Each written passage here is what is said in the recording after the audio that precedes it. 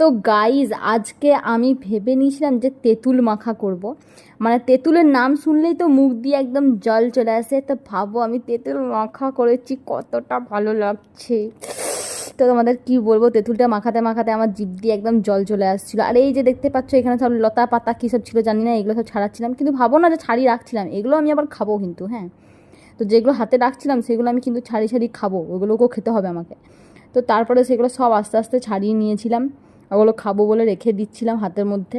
আমার দিদি খেয়ে নিচ্ছে বলে তার জন্য আমার নানি সব ছাড়ি দিচ্ছে, বসে বসে ছাড়ি দিচ্ছে। আর আমার দিদি সব খেয়ে নিচ্ছে, তার জন্য নানি বলছে হাই হাই গো সব শেষ হয়ে যাচ্ছে।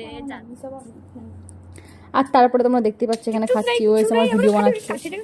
আর তারপরে আমি এটা ভাবলাম চলো মাখিয়ে নেওয়া যাক। তো এর মধ্যে আমি দিয়ে দিয়েছিলাম লঙ্কা গুঁড়ো হালকা দিয়ে দিয়েছিলাম ঝাল টানার জন্য বাস। আর একটু দিয়ে দিয়েছিলাম চিনি কিন্তু আমি একটুই দিয়েছিলাম, কমই দিয়েছিলাম, কারণ শুধু স্বাদ টানার জন্য।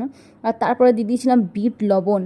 আর বিট লবণ তো সব জিনিসেই দিই আমি, কারণ জানি আমি বিট লবণ সবেতেই ভালো লাগে।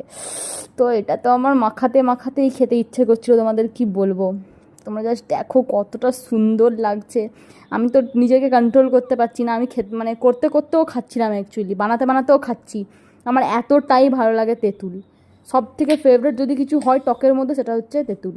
সো গাইজ তোমরা কিন্তু অবশ্যই বাড়িতে তেঁতুল মাখা করে খেও, খুব ভালো লাগবে, trust me. Tata, bye bye.